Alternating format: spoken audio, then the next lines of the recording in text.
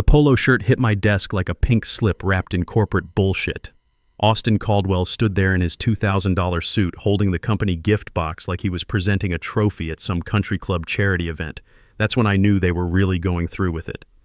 The CEO's 28-year-old son was about to fire me in front of 30 engineers who'd been depending on my expertise for the better part of 2 decades. I'm Rich Patterson, 52 years old, been building manufacturing systems since before this kid learned to drive stick. 25 years with Midwest Industrial Solutions, starting as a junior engineer fresh out of Purdue back in 1998. Worked my way up through every department: quality control, production planning, automation design, finally landing VP of Engineering in 2015. Built everything from basic assembly line controllers to the advanced automation systems that landed us our first Pentagon contracts during the Obama years. "Enjoy the company polo and the gift card," Austin said, his voice carrying that prep school confidence that comes from never having to worry about mortgage payments. The shirt was already labeled with my name, printed on a sticker like inventory being processed for disposal. Inside the box was a $50 gift card to some trendy bistro downtown that charged $18 for a burger. Oh, and unfortunately, he added like an afterthought, "Your Q4 performance bonus didn't align with our updated success metrics, so that $35,000 won't be processed." Updated success metrics. I wrote the original performance standards back when Austin was pledging his fraternity and figuring out which daddy's friends could get him summer internships. The metrics that had kept this place profitable through the 2008 recession, the supply chain disasters of 2020, and every other crisis that required actual problem solving instead of PowerPoint presentations. I could feel every engineer in that conference room staring at me. Guys I'd hired and trained, people who'd learned manufacturing from the ground up instead of from business school case studies. The old-timers looked sick to their stomachs. The younger engineers studied their phones like they contained escape routes from this corporate train wreck. The only person who didn't flinch was CFO Harold Morrison, sitting in the back with an expression that said, "Don't drag me into this disaster. I already told them this was a bad idea." So I smiled. Not because I wasn't angry, I was furious in the way that only comes from watching 25 years of careful work get dismissed by someone who'd never spent a day on a factory floor. But anger is for amateurs, and I'd been a professional too long to give them the meltdown they probably wanted. I took the polo shirt like it was contaminated material. Held it up, felt the cheap polyester that probably cost the company $12, including the embroidery. "Thanks for the memories," I said, keeping my voice steady and professional. Not because I wasn't ready to tell Austin exactly what I thought of his management philosophy, but because situations like this require patience, not emotional outbursts. Before I continue, let me set something straight. This isn't just another story about corporate politics or generational conflict. This is about what happens when entitled kids think they can erase decades of institutional knowledge with consultant reports and innovation buzzwords. This is about the difference between building systems and breaking them. I walked out of that conference room without slamming doors or making speeches. That's important. They wanted drama. They wanted a crazy old engineer story to pass around the break room, something about how the legacy guys can't handle change. I gave them nothing except the quiet sound of my steel-toed boots on polished concrete and the faint smell of machine oil that never quite leaves a real manufacturing facility. Here's what nobody in that room noticed during Austin's performance review theater. HR hadn't prepared any termination paperwork, no exit interview scheduled, no acknowledgement of cause or documentation requirements, just a cheerful email saying my access would be deactivated by 5 p.m. and good luck with future endeavors. That told me everything I needed to know. Someone, probably Harold, had warned them this termination wasn't clean. Austin had been gunning for me since his father promoted him to Chief Innovation Officer a year ago, a position that sounded impressive but basically meant he got to play with expensive technology while calling it digital transformation. Austin had a problem with me from day one, not because I resisted change. Hell, I'd been automating processes since before he knew what a PLC was. His problem was that I had influence with people who actually made things work. I had history. And worst of all, I had credibility with the engineers, the floor supervisors, and the government inspectors who determined whether our defense contracts got renewed. When I'd flagged irregularities in the Q3 budget 6 months ago, like $28,000 labeled innovation consulting that traced back to his college roommate's strategic planning firm, HR told me to focus on constructive collaboration instead of legacy concerns. Legacy concerns. 25 years of keeping production lines running and quality standards met was now a legacy concern. The writing had been on the wall since Austin's promotion. Small things at first. My monthly engineering reports would get accidentally omitted from board presentations. My name disappeared from critical project email chains. Budget approvals started getting routed through new innovation committees that somehow always included Austin's MBA friends from his networking groups. I'd walk into strategy meetings and find my usual seat had been replaced with a motivational poster about embracing disruptive paradigms. Not moved, replaced. Someone had literally removed the chair and hung inspirational artwork where I normally sat. Austin didn't attack directly. That would have required actual backbone. His weapons were passive-aggressive corporate speak and vague management jargon that sounded profound but meant nothing. If I raised concerns about timeline feasibility or budget realism, he'd respond with gems like, "Let's pivot toward solution-oriented thinking," or "I feel like Rich's perspective comes from a scarcity mindset." Scarcity mindset. I was trying to prevent the company from hemorrhaging money on consultants and conference room furniture, while he was billing $22,000 for strategic visioning workshops that turned out to be weekend retreats at his family's place in Traverse City. I walked past the executive offices where managers pretended to study important documents, past the break room where someone was cutting celebration cake for another successful quarter of Austin's leadership, past the reception desk where Sarah, who'd been answering phones since the Clinton administration, offered me a sympathetic smile that said she'd seen this movie before and knew how it ended. Outside, the Michigan November sky was doing its usual impression of the inside of a steel drum, gray, cold, and completely indifferent to human drama. I sat in my F-150 and stared at that polo shirt for a long moment. Then I reached into the glove compartment and pulled out my personal phone, the one I never connected to company networks, the one with very specific contacts stored under very specific security protocols. The first call was to Patricia Walsh, my attorney, not the corporate lawyers who spent their time making sure nobody got sued for sexual harassment, but a real lawyer who understood intellectual property law and employment contracts. She'd been waiting for this call for 6 months. "They actually went through with it?" she asked when I explained the situation.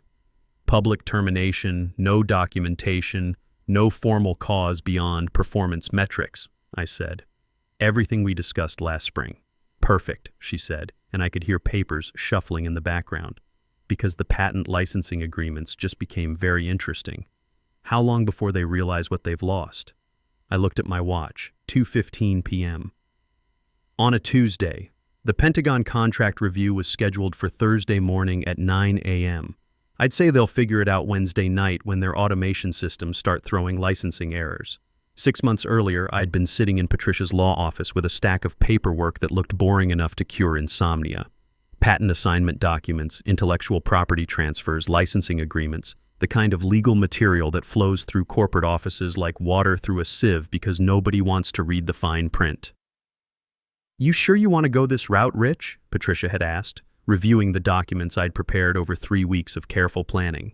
I sipped my coffee black, 2 sugars, the way my dad taught me back when he ran the machine shop, in Flint, and nodded.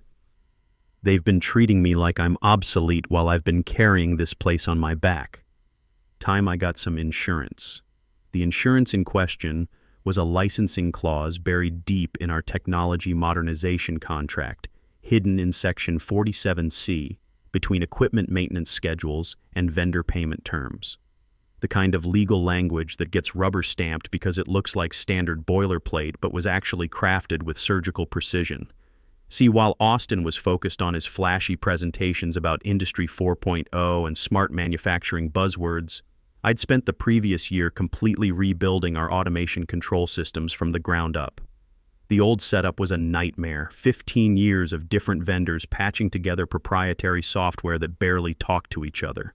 Downtime was constant. Quality control required manual intervention every few hours. We were hemorrhaging money on maintenance contracts and emergency repairs, so I designed a new system, clean, integrated, scalable architecture that could handle everything from basic assembly line control to the complex, multi-stage processes required for our defense contracts, the kind of system that would carry us through the next decade without major overhauls. But here's the key detail that Austin and his innovation team never bothered to understand. I didn't develop this system through standard company R&D channels. I built it through my own consulting LLC, Patterson Engineering Solutions, which had been on the vendor roll since 2019 under specialized technical services. It started innocently enough. The company needed help with a compliance audit, and I had more expertise than our internal team. Rather than bill overtime, I set up the LLC to handle the consulting work, saved the company money, gave me some side income. Everybody won. Over the years, the arrangement expanded. Technical documentation, system integration, troubleshooting complex automation problems, all billed through Patterson Engineering at rates significantly lower than the big consulting firms Austin preferred. Nobody paid attention when the billing structure evolved. Nobody questioned why certain development work was being contracted out instead of handled internally. And absolutely nobody read the fine print in the vendor agreements that specified ownership rights and licensing terms. The clause was elegant in its simplicity. If Midwest Industrial terminated my employment without proper cause and documentation, the exclusive licensing rights for all Patterson Engineering developed technology would automatically revert to my LLC. No lawsuit required, no arbitration hearings, just an immediate cessation of usage rights. Was it sneaky? Definitely. Was it legal? Absolutely. Could anyone have caught it if they'd been paying attention instead of planning golf outings and strategic visioning retreats? Without question. I'd tested the entire setup on isolated development. Systems first. Ran it through legal review with an outside firm that specialized in intellectual property law. Everything checked out clean as a whistle. Even our compliance department, bless their overworked souls, had logged all the patents and licensing agreements into the corporate database like routine paperwork. That's the thing about being the quiet guy who actually makes things work. People assume you're harmless because you don't make noise. They forget that the quiet guys are usually the ones holding up the walls that everyone else is leaning on. After all the documentation was properly filed and notarized, I printed exactly one hard copy of the complete licensing agreement, stored it in my gun safe at home next to my grandfather's Purple Heart and the deed to my house. The digital versions were encrypted with military-grade security and backed up in 3 separate locations, 1 local drive, 1 cloud service, and 1 physical backup stored in a safety deposit box at First National. Belt and suspenders, as my old man used to say. If something's worth protecting, protect it properly. I didn't want to use the clause. Let me be absolutely clear about that. I enjoyed my work. Loved the challenge of solving complex automation problems, the satisfaction of watching systems run smoothly, the pride that comes from building something that lasts. I didn't love Austin's condescending management style or his tendency to treat engineering reports like suggestions from the maintenance crew, but the actual work still mattered to me. But every time Austin strutted through the manufacturing floor in his designer jeans, talking about optimizing human capital and leveraging synergistic paradigms to guys who'd been building things since before he learned to tie his shoes, I felt that trigger finger getting a little itchier. And when I discovered he'd been billing personal expenses through vendor accounts like the $31,000 team building retreat that turned out to be his wedding reception at the Detroit Athletic Club, I knew the countdown had officially started. Austin had floated into Midwest Industrial like he'd been airdropped from a Harvard Business Review case study. Designer everything, motivational quotes on his office walls, and the kind of confidence that only comes from never having a real performance review in your life. No manufacturing experience, no engineering background, no track record of actually building anything, just an MBA from Northwestern and a press release announcing his appointment as Chief Innovation Officer.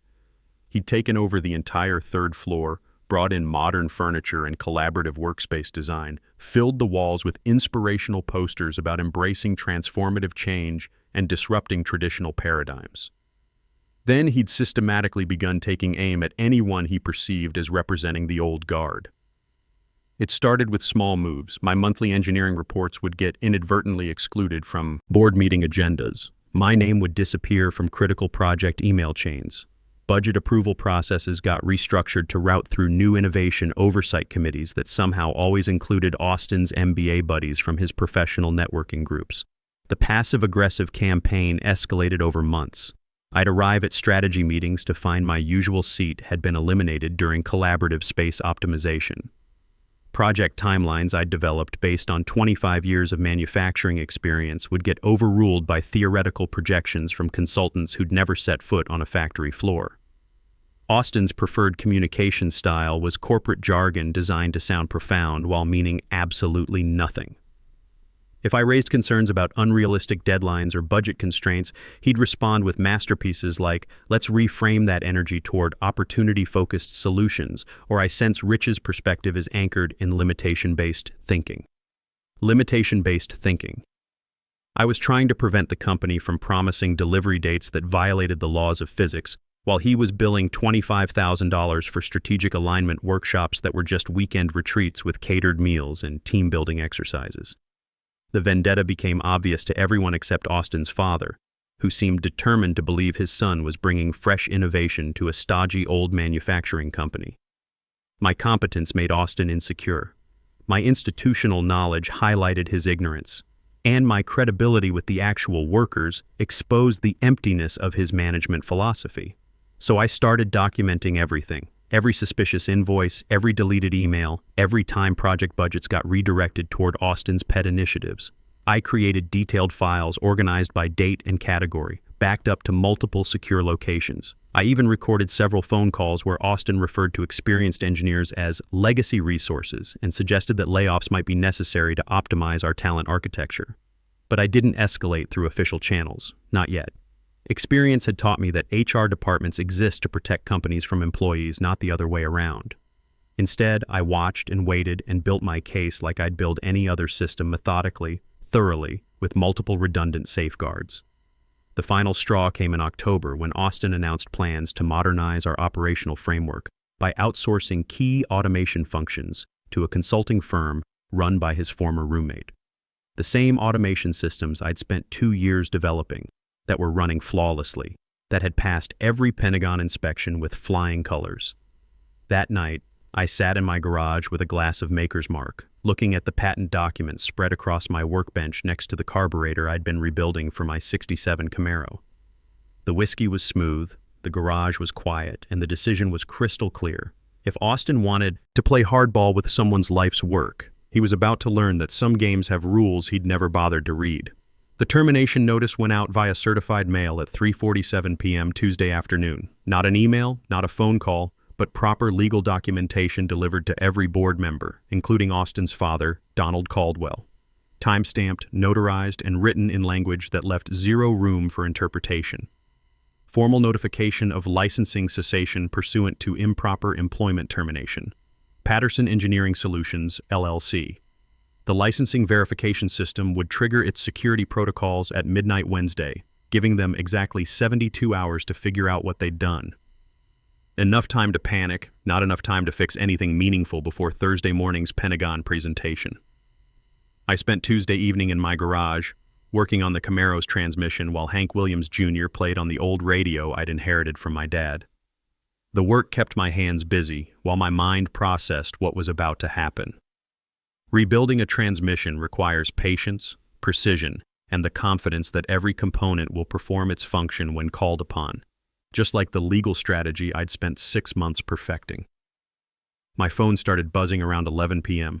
First the night shift supervisor, then the automation technician, then someone from IT I'd never heard of. I let them all go to voicemail. Whatever problems they were discovering, they belonged to Austin now.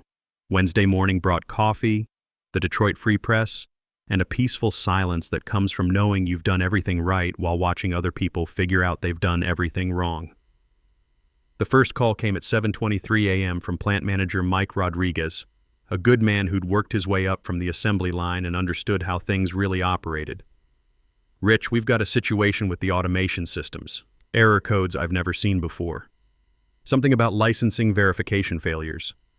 I poured myself another cup of coffee and looked out the kitchen window at the cardinal feeder my wife Susan had insisted we hang before she passed 3 years ago. The birds were busy with their morning routine, completely indifferent to corporate drama. "What kind of error codes, Mike?" System says it can't authenticate the control protocols. All the automated stations are reverting to manual operation. IT says they've never seen anything like it. Sounds like a software licensing issue. You might want to escalate that to Austin's innovation team. This seems above my pay grade now. The second call came from Harold Morrison, the CFO who'd been with the company almost as long as I had. Harold was old school, started as a bookkeeper, worked his way up through every department, understood that profit margins came from efficiency, not consultant fees. "Rich, what the hell is going on with the production systems?" "I wouldn't know, Harold. I'm just a terminated employee enjoying his unexpected retirement. Don't play games. The entire automation network is throwing license errors. Nothing's working properly." I leaned back in my kitchen chair. "That's unfortunate. Have you tried calling Microsoft? Sometimes Windows updates can cause compatibility issues." Long pause. "This isn't a Windows problem and we both know it." "I'm not sure what you mean. Maybe you should discuss it with your Chief Innovation Officer. I hear he's very knowledgeable about digital transformation." The third call came at 9:15 a.m. from Donald Caldwell himself. The CEO's voice had that strained quality you hear when someone's trying very hard not to panic while realizing they're standing in quicksand. "Rich, I was hoping you might be available for a quick consultation on some technical matters." "What kind of technical matters, Don?" "We're experiencing some challenges with the automation systems. Our IT department seems to be having difficulty resolving certain licensing issues. The Pentagon presentation is tomorrow morning, and..." "That's right, the $75 million defense contract review. Big day for Austin's innovation strategy." Another pause. "Rich, I think we should discuss bringing you back as a consultant. Temporary basis, of course, just to help with the technical transition." I watched a blue jay chase the cardinals away from the feeder. Territorial behavior, the jay wasn't even hungry, just couldn't stand seeing other birds succeed in his space. "I appreciate the offer, Don, but I'm not available for consulting work. I'm discovering that retirement suits me." "Rich, please. These Pentagon officials are expecting a full demonstration of our automated manufacturing capabilities. If we can't deliver what we promised, then maybe you should have thought about that before your son decided I was resistant to innovation." I hung up, not out of anger, but because some conversations don't need to last longer than necessary. By noon Wednesday, the situation at Midwest Industrial had escalated from problem to crisis to full-scale disaster. My neighbor Tommy Kowalski, who worked second-shift maintenance, texted me a video from inside the plant. Engineers standing around blank computer monitors, supervisors manually adjusting equipment that had been running automatically for 2 years, and Austin in the middle of it all looking like a man watching his house burn down. The Pentagon presentation was scheduled for 9 a.m. Thursday in the main conference room. Brigadier General Patricia Ross, Pentagon Procurement Director, Colonel James Miller, Defense Contracts Oversight, Dr. Sarah Williams, Technical Specifications Review. These weren't low-level bureaucrats looking for photo opportunities. These were the people who determined whether companies qualified for billion-dollar defense contracts over the next decade. Wednesday afternoon, I drove over to Murphy's Diner across from the plant and ordered coffee and pie. Apple with vanilla ice cream, the same thing I'd been getting there since 1998. Through the window, I could watch the parking lot where black SUVs with government plates were already arriving for preliminary site inspections. Pentagon procurement doesn't mess around with unannounced visits. When they schedule a major contract review, they send advance teams to verify that everything they're about to see is legitimate, the kind of people who notice when automated systems aren't actually automated. At 4:30 p.m., I saw Austin come out of the building with 2 men in uniform and a woman in a business suit. Even from across the street, the body language was clear. Lots of pointing at the building, lots of head shaking, lots of Austin gesturing like he was trying to explain something that couldn't be explained. The advance team spent 90 minutes inside the facility. When they came out, their expressions suggested they'd found exactly what they expected to find, a company that had promised capabilities it couldn't deliver. That evening, Patricia called with an update from the legal front. "How bad is it over there?" she asked. "About what we expected. The automation systems are completely locked out. Manual operation only. They're trying to run a modern manufacturing facility like it's 1985. And the Pentagon review? Happening tomorrow morning whether they're ready or not. Hard to demonstrate advanced manufacturing capabilities when your systems are throwing error codes every 5 minutes. What's your position if they try to negotiate? I looked at the patent documents spread across my kitchen table next to the classified ads where I'd been circling consulting opportunities. 3 companies in the region were looking for automation specialists. The phone had been ringing all week with job offers. My position is that they made their choice when they decided institutional knowledge was expendable. Austin wanted to modernize the operation without me. Now he gets to prove he can do it. And if the board wants to discuss terms, then they can start by acknowledging that my termination was improper and illegal. They can publicly admit that their chief innovation officer doesn't understand the technology he's supposed to be innovating. And they can explain to their shareholders why they're about to lose the biggest contract in company history. Thursday morning arrived cold and gray, typical November weather in Michigan. I was drinking coffee and reading the sports section when my phone rang at 8:15 a.m. The caller ID showed the main number for Midwest Industrial. Rich, this is Harold Morrison. We need to talk. What can I do for you, Harold? You can stop playing games and help us fix this catastrophe. I'm not playing games. I'm enjoying my retirement. Bullshit. You orchestrated this whole situation. The patent transfers, the licensing clauses, everything. I had to respect the directness. Harold had always been straight with people, even when the truth was uncomfortable. You're absolutely right. I spent 6 months making sure every legal detail was bulletproof. Built myself some insurance against exactly what happened Tuesday afternoon. Why? Because I spent 25 years building systems that work, and I got tired of watching your boss's son break them. Austin thought he could erase institutional knowledge with PowerPoint slides and consultant reports. Turns out expertise isn't as replaceable as he figured. Through my kitchen window, I could see more government vehicles arriving at the plant. The Pentagon team was punctual, professional, and completely uninterested in excuses about technical difficulties. What do you want, Rich?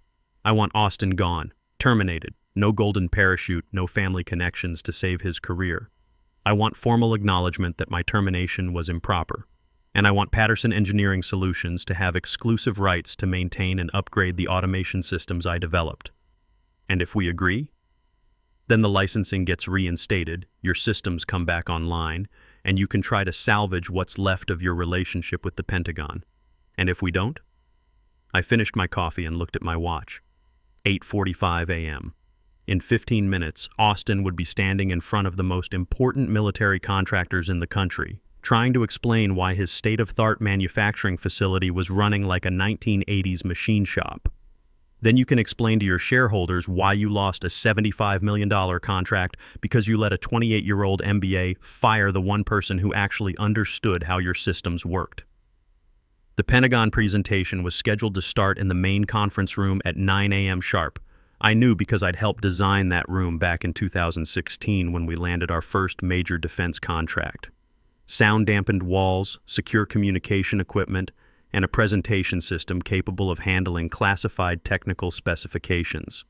I drove over to Murphy's Diner and ordered breakfast eggs over easy, wheat toast, bacon. The same thing I'd been getting there for 25 years. Through the window, I had a perfect view of the Midwest Industrial parking lot where 3 black SUVs sat next to Austin's BMW like predators surrounding prey. At 9:15 a.m., I saw Austin emerge from the building with Brigadier General Ross and her team. Even from across the street, the body language told the whole story. Austin was gesturing frantically toward the building, probably trying to explain why their state-of-the-art automation systems were running like a 1940s machine shop. The general listened with the kind of polite attention you give someone who's already failed but doesn't know it yet. The Pentagon team spent exactly 45 minutes inside the facility. When they came out, General Ross shook hands with Donald Caldwell with all the warmth of a funeral director. No smiles, no enthusiasm, just professional courtesy before walking away from $75 million worth of future business. That's when my phone rang. Rich, this is Don Caldwell. We need to meet today. I finished my eggs and signaled the waitress for more coffee. What can I do for you, Don? You know damn well what you can do. The Pentagon team just left. The contract is dead. Austin is... He paused, probably looking for words that wouldn't incriminate anyone. Austin is no longer with the company as of this morning. That's unfortunate. I hope he finds something more suited to his talents. Rich, please. We both know this was your doing. The licensing errors, the system failures, all of it. You planned this. I watched a maintenance crew loading Austin's office furniture into a moving truck. The motivational posters about embracing change were getting recycled, which seemed appropriate. What I planned was protecting my intellectual property from corporate mismanagement. What happened to Austin was his own doing. What do you want? The question I'd been waiting 6 months to hear. First, I want a written acknowledgement that my termination was improper and violated company policy. Second, I want Patterson Engineering Solutions to have exclusive maintenance and upgrade rights for all automation systems I developed. Third, I want a 5-year consulting contract at $750,000 annually. That's... He started, then stopped, probably doing the math. $750,000 per year versus losing $75 million in contracts, plus the cost of rebuilding their entire automation infrastructure from scratch. That's exactly 1% of the annual value of the contract you just lost, I said. Seems reasonable for preventing future disasters. And in return, the licensing gets reinstated immediately. Your systems come back online. And I'll personally call General Ross to explain that the technical difficulties were caused by a temporary personnel issue that's been resolved. Silence on the other end. Then, give me 2 hours. At 2 p.m., I was sitting in the same conference room where Austin had fired me 3 days earlier. The polo shirt incident felt like ancient history now. Present were Donald Caldwell, Harold Morrison, 2 board members I recognized, and Patricia Walsh representing my interests. The written acknowledgement was straightforward. Midwest Industrial Solutions acknowledges that the termination of Richard Patterson was procedurally inadequate and did not follow established company protocols. Legal language for we screwed up. The consulting contract was more interesting. Exclusive rights to maintain and upgrade all Patterson Engineering developed systems. Final approval authority on any modifications or replacements. And a clause specifying that any future termination of the agreement required 90 days written notice and formal cause documentation. Donald signed the papers with the enthusiasm of a man signing his own arrest warrant. The moment the contracts were executed, I pulled out my laptop and entered the licensing reset codes. Within 20 minutes, the automation systems were running normally again. How soon can you contact the Pentagon? Donald asked. I'll call General Ross this afternoon. Explain that we had a temporary technical issue caused by personnel transitions, but our systems are fully operational now. Will she reschedule the presentation? I closed my laptop and looked around the conference room where Austin's leadership philosophy had died a well-deserved death. That depends on whether you can convince her that Midwest Industrial is the same company that built its reputation on reliability and competence, not the company that just spent a year being run by a 28-year-old MBA who thought innovation meant hiring consultants. 3 weeks later, General Ross agreed to a follow-up presentation. This time, the automation systems performed flawlessly. The quality control processes I'd developed exceeded Pentagon specifications. The production timelines we promised were based on actual manufacturing experience, not theoretical projections from business school case studies. We got the contract, $75 million over 5 years, with options for renewal based on performance. The local business journal ran a story about the deal, focusing on how experienced engineering leadership had helped secure the largest defense contract in company history. I kept the article in my shop next to the photo of my dad in front of his machine shop in Flint. Different generations, same principles. Build things that work, treat people with respect, and never let idiots run machinery they don't understand. 6 months later, Patterson Engineering Solutions had consulting contracts with 4 other manufacturing companies in the region. Word gets around when someone successfully protects their intellectual property from corporate stupidity. Turns out there's a lot of demand for engineers who understand that experience isn't something you can download from LinkedIn learning courses. Austin, according to the industry gossip network, landed a position with a startup in Austin, Texas, developing disruptive logistics solutions for the gig economy. Perfect match, a company with no real assets and a management philosophy based on PowerPoint presentations. I was making more money working for myself than I ever did climbing the corporate ladder. Better hours, better clients, and the satisfaction that comes from being valued for what you actually know instead of how well you fit someone else's organizational chart. The best part wasn't the money or the vindication. It was the phone call I got from Mike Rodriguez, the plant manager, 6 months after everything settled down. Rich, I wanted you to know morale on the floor is the best it's been in years. people feel like they can do their jobs without worrying about getting replaced by some consultant's recommendation. That's good to hear, Mike. You know what the guys call what you did to Austin? I'm afraid to ask. They call it the patent trap, like when you set a mouse trap and wait for the right mouse to come along. I laughed.